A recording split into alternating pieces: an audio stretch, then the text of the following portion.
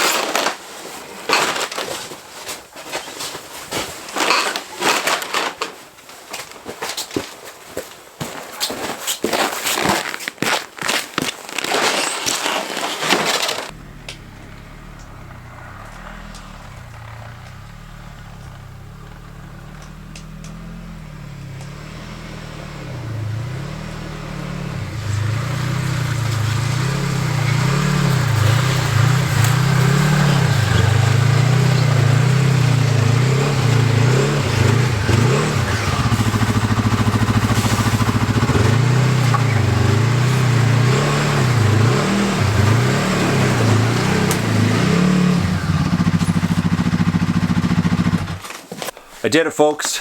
Brought the snowmobile in, and it's so cold outside that it's definitely the right idea. And look, it's all my idea. None of your comments had anything to do with me bringing the snowmobile inside my tent. Gotta say, maybe like 1,000 comments said bring your snowmobile in your tent. It's such a great idea because if I do take the small tent that I'm constructing, it's almost like a modular home. I'm putting all the pieces together here in the big tent, and then I'm going to take it. I think this is like what I'm leaning towards right now, but who knows what's going to happen.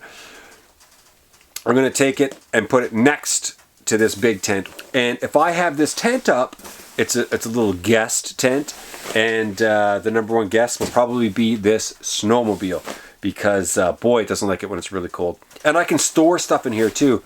And maybe bring in like one of those little porta potties and use this instead of a log, a stump.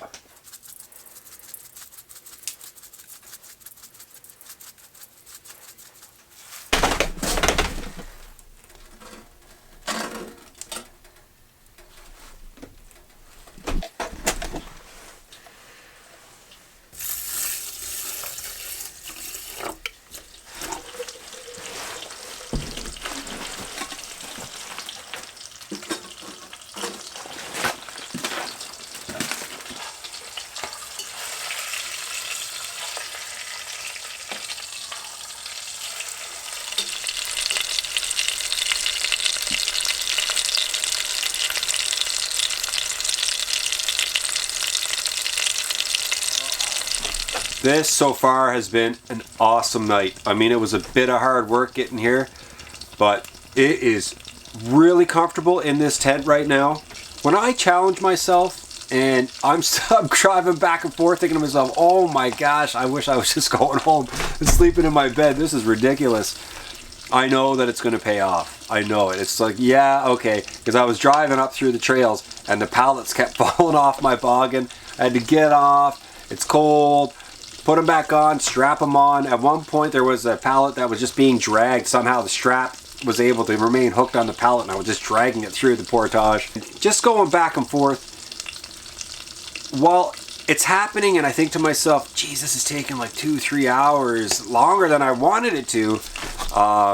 Here I am now. It's Friday night and I'm here and it's peaceful and I'm cooking a delicious meal and I'm just relaxed and I'm lucky.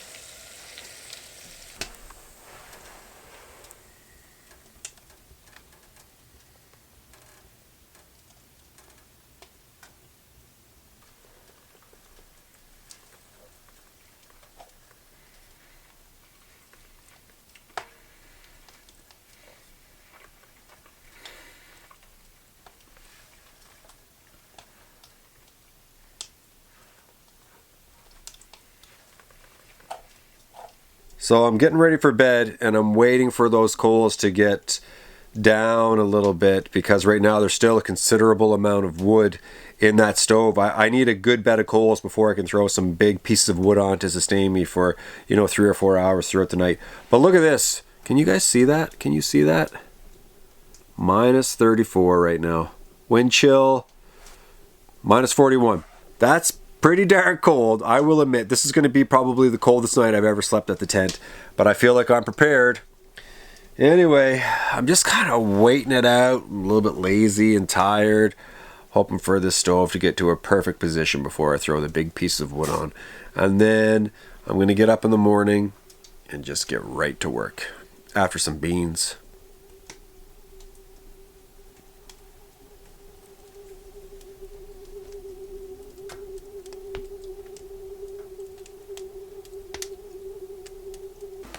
Hey everyone, it's 6 o'clock in the morning. Oh, I woke up at one point and put some wood in here. It was really cold and I said I'm not turning on that camera for this. And so I just put some wood in there. I'm going to open it up here a bit. I'm just going to crank it. I'm going to put some more wood in there and I'm going to go outside and gonna have a little morning bathroom break. Won't bring the camera for that.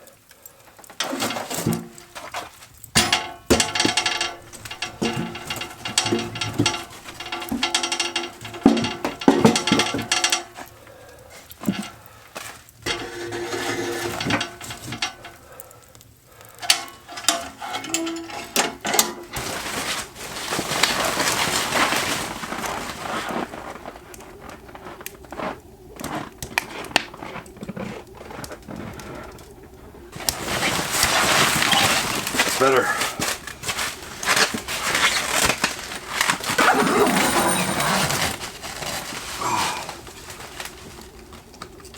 I can get my phone to work.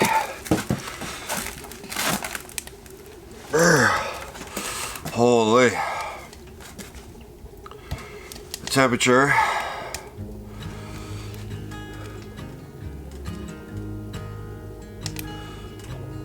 One second.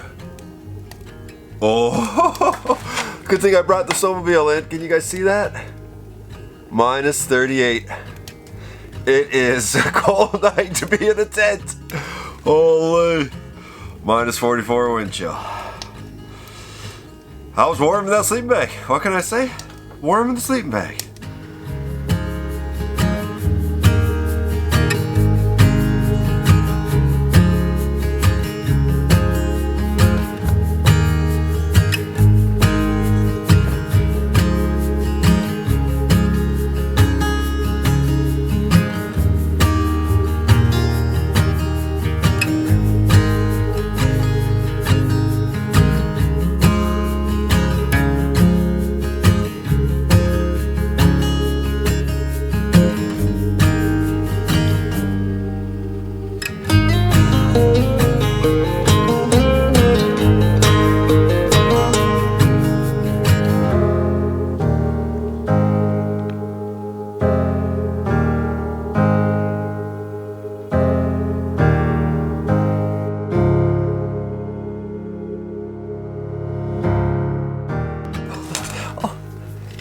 Warm stove. Oh. So, I didn't end up sleeping that much in the end. But that's it. It was pretty interesting how warm I was in that sleeping bag until 6:30 this morning. Like, I was really warm, right to my toes. And then I got up when it was -38 and I put wood in the stove and I could feel the warm air going kind of through the sleeping bag a little bit to my back.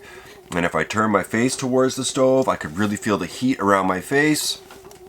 But then my back would be frozen because I'd say the temperature difference between one side of the cot and the other side of the cot is pretty extreme, like maybe even like 10-15 degrees. So it's almost like you're in a hot shower or something, and you get your back all nice and warm, but then you got to turn around, you got to get your front warm, and you're just like I was a rotisserie chicken there all night long. There we are. Okay, focus. It's still -38, man. Oh my god. It was not supposed to be this cold today. Here, look. I'll refresh it. Maybe it's locked from last night. No, it's -38. Not surprisingly. Oh. I need to thaw. I got permafrost here in my body.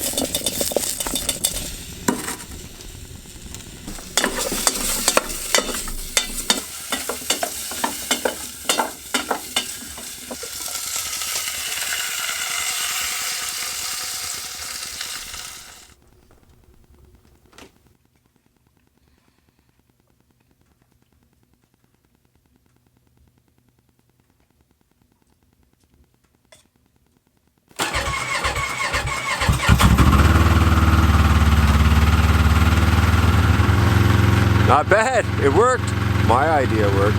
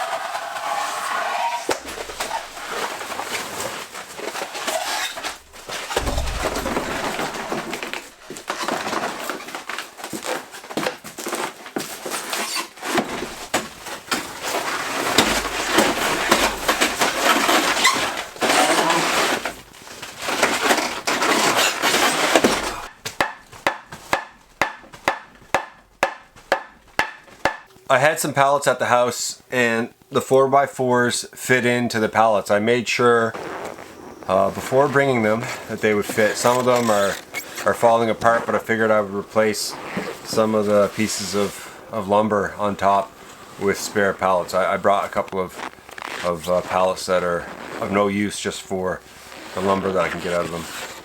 And I measured the pallets before I left the house, and I felt pretty good. I found 3 that would work. Yes, they need a little bit of work, but they would work. So the first one that I decided to try today, yes, the 4x4 fits in there, but it's so tight, and it's one of these blue pallets. Like it has a blue tint to it all throughout, but I feel like it's just not quite there.